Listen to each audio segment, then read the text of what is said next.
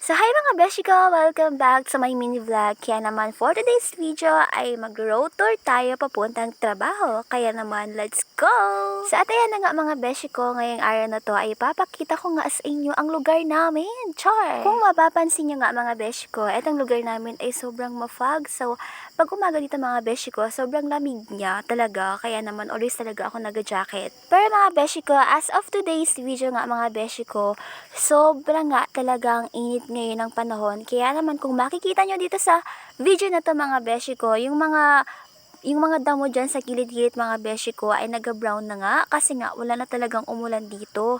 Idagdag nyo pa talaga mga beshi ko, etong road na to na crack road. Sure. Pero guess what mga beshi ko, hindi lang ako ang nahihirapan dito mga besh. And yes, true mga besh, hindi lang ako, kundi marami ding tao na may motor ang nahihirapan dito. Kaya nga sana nga talaga mga besh, ay mapagawa na nila ito. Char. Pero sige lang mga besh, okay lang yan, tiisin lang natin yan. Kasi someday, baka di natin alam, ma-develop na nila yan. Alam nyo ba mga besh, every time na dadaan ako dito tuwing umaga, ito talagang favorite spot ko dito. Tignan nyo.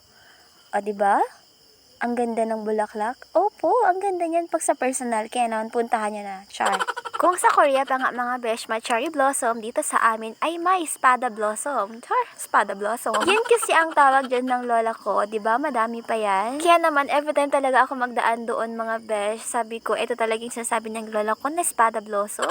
Char, espada blossom. Buti na lang nga talaga ngayong umaga mga besh ay hindi masyadong traffic. Kaya naman, hindi talaga tayo malalate niyan. Well, actually mga besh, marami din ang nagtatanong sa akin kung bakit daw hindi na lang ako mag-boarding house dito sa baba para hindi ako mahirapan. Well, mga besh, ang ganda sa bukid, kaya man hindi ko na kailangan mag-boarding house. So, and mga besh, andito na nga tayo sa office, I mean sa workplace, kaya naman, konting blush on, char. Konting makeup lang tayo ngayon. Kung nakikita nyo nga talaga mga besh, wala talaga akong makeup.